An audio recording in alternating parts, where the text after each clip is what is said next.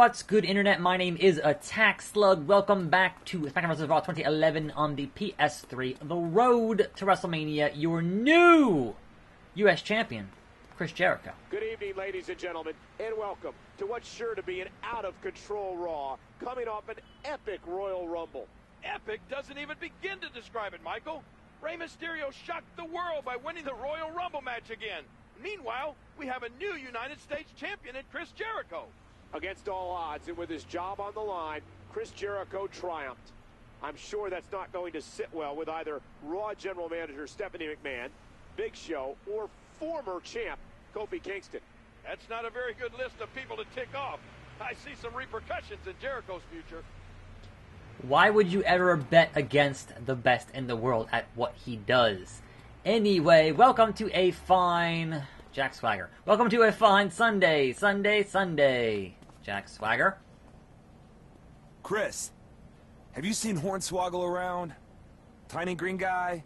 Has a hat? Not since he magically conjured my cereal at breakfast, no. But I'll tell him you were looking for him if I find his secret rainbow lair. No, don't do that. Don't tell him I'm looking for him. Just come get me and tell me where he is.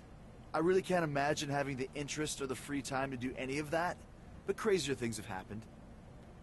I'm going to guess that Hornswoggle stole his wallet, much like he stole the Miz's wallet. So my side mission here is to find Hornswoggle. And I'm assuming that this is the main mission, so we're not going to do that just yet. And also, when has that door ever gone anywhere? It's the mystery door. So no, we're going to go find Hornswoggle. Hopefully. Fingers crossed. We'll see. Anyway, yes, it is a fine Sunday. Last night was NXT TakeOver. And it was a good show. I enjoyed it. I'm not going to say it was a great show, but it was a good show. It was certainly better than a lot of the main roster stuff, so we'll see if they can kind of try to top that on Money in the Bank tonight. Hey, Steph, I'm looking for your father's other illegitimate child. His name's Hornswoggle.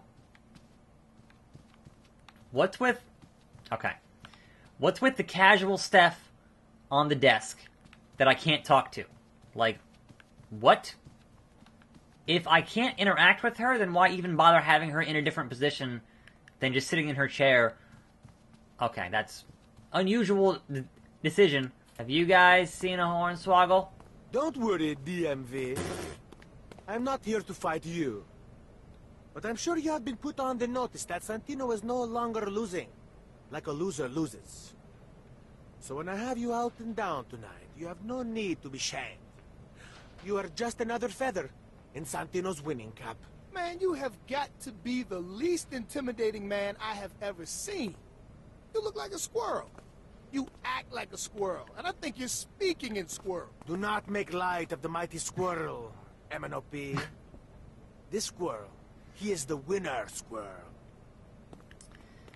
Okay, that was my dose of Santino, and he is still fantastic. There's only so many rooms in this game, so where are you hiding, Hornswoggle? I mean, are you under the ring? I don't think he's in here. I mean, honestly, he could be, because this camera is so freaking terrible that it's hard to tell where anybody is with anything. At Royal Rumble, as they often are, I had the odds against me. My career, my livelihood was on the line. But once again, Chris Jericho overcame the obstacles and proved, once and for all, why I am the best in the world at what I do. And I'm wearing gold to prove it. What can I say? I'm a title belt magnet. And I'm prepared to attract yet another championship. Triple H, I'm coming for you. And when... I'll give you an autograph later. Triple H, the game.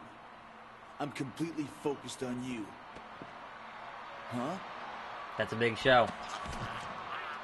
There's a big show. You have bigger worries than Triple H. A week ago, you robbed me of becoming WWE champion. Tonight, I get my revenge when I snap you in half. This isn't about championships. It's about my vengeance. Well, alright then. They literally framed that interview behind the wall for that shot. It's your funeral, Big Show. For that camera shot. Because otherwise you have an interview in the interview section. Like, that's kind of how that works.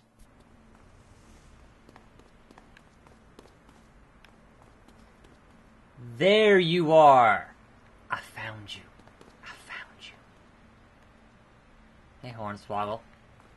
I've located the Swoggle. I can't interact with the Swoggle, but I've located him. So now I can go tell Jack Swagger that he's here, hiding behind this car. Alright. I found him. Let me go see that two-time All-American and give him the good news. Chris, did you see him? Did you find Hornswoggle? Actually, I did. It turns out that his rainbow ends right behind a car in the parking lot. If you hurry, you can catch the tail end of his insane giggling. Oh, that's great. Thanks, Jericho. I won't forget this. Well, that's good. I wonder what that's building towards. I suppose we'll find out. Anyway, let's go fight the Big Show. Bourne vs. Masters, Glamarella versus MVP and Mickey, Jericho, Big Show, Triple H, Mark Henry, and John Cena versus DiBiase. Anyhow, the one bit of semantics I kind of wanted to get into for TakeOver that I thought was kind of amusing, to me anyway, is that we now have, I think in the eyes of most fans, would say, alright, Gargano and Ciampa are 1-1. From that first match to the second match, you know, they're 1-1.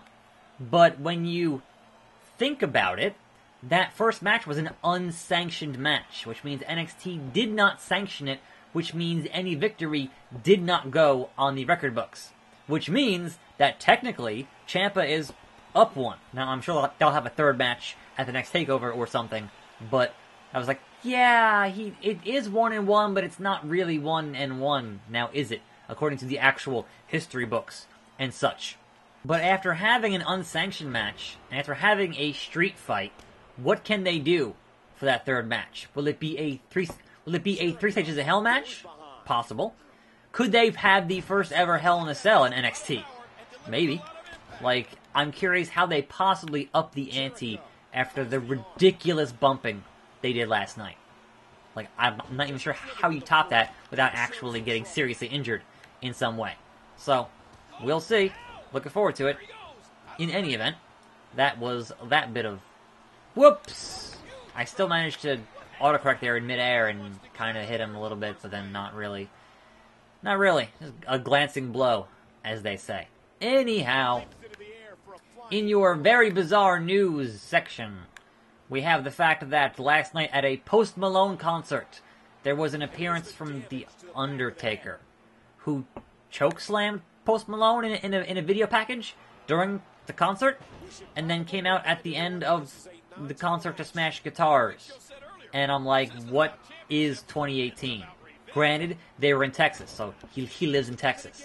But what is 2018? I thought the weirdest thing I was going to see this week was going to be the Elite versus the New Day at E3 in Street Fighter V. Because that's pretty weird for 2018. But this is just above and beyond in the weirdness. Like, I can't even begin with that nonsense. So, alright.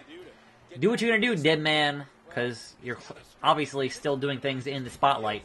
Because you're fighting Triple H in Australia in October. So, sure, why not? You know what? At this point, why not? Do what you're gonna do, dead man. It's your life. But yeah, that was definitely not what I would have expected to see Taker doing something. The last place. I'm like, alright. But it happened. So, I'm sure someone's agent talked to somebody and was like, yeah, there's some crossover here. Like, what? Really? I don't see it, but hey, that's just me. Perhaps I'm the out-of-the-loop old man on that one, because that's a weird bit of crossover. So, anyway, let's see if we can't take down the world's largest athlete. and such, because this has been pretty rough thus far in building my meter to get my finisher for this matchup. He's so big and so heavy. Well, this is all impossible, not actually using weight detection type stuff going on, but that's okay. That's okay. Signature. The Walls of Jericho, man. You tap or you snap, show. I haven't even needed the code breaker, for the most part. Haven't even needed it. Just, they all submit to the walls. Chris Jericho once again escapes certain doom. He should market his own brand of rabbit's feet. He'd make a fortune. It appears Jericho is now clear to target Triple H, just like he alluded to earlier. This victory had to boost Chris's confidence, but he hasn't beaten Triple H one-on-one in a long time. Oh, right. I have a Superstars matchup against somebody. I can't remember who it is. Right, Santino on Superstar. I totally spaced on that. The Santino on Superstars. That's fine. There was one more possibility that I wanted to discuss before Money in the Bank happens tonight, which is at this point even earlier than ever. So if you're watching this video before that, thumbs up. Afterwards, thumbs up. As long as you're watching it, I'm good. But when it comes to Daniel Bryan, who has not re-signed a new contract as of this recording, and if he has, they've kept it quiet. So as far as the fans know, he has not re-signed a new deal, right? So that is significant because his deal is over like the 1st of September. Not before All In, unfortunately, but it is over on the 1st. So you have one big show left before that date, and that is SummerSlam. And you would imagine they'd want to book Daniel Bryan for a big match at SummerSlam. And I feel like your opportunity there for a 2011 CM Punk type scenario is pretty high. And we all want to see Daniel Bryan finally face The Miz, right? And I'm like, well, how would you get there? How would that feasibly happen outside of us just like, I don't like you, we're going to fight, right? Because obviously, in kayfabe, Miz does not want to fight Daniel Bryan at all. Wants to avoid that, if at all possible, right? So, that is kind of on his deck for that thing, right? So, how would you make that happen? Well, I feel like if you had The Miz win Money in the Bank tonight, right? Miz wins Money in the Bank. At some point between now and Extreme Rules, Miz cashes in his Money in the Bank against AJ Styles and beats AJ Styles and once again becomes the WWE champion, right? Then Daniel Bryan wants to fight the champion, wants to fight The Miz, wants this all to happen, and Miz keeps ducking him, keeps ducking him, does not want to fight him, refuses to defend the belt against him, etc., right? And so you spend, a couple of weeks, oh, nice. You spend a couple of weeks having The Miz duck Daniel Bryan until it's like, you know what, D-Bry, the only way I will fight you for a title is that you got to put something on the line of equal value.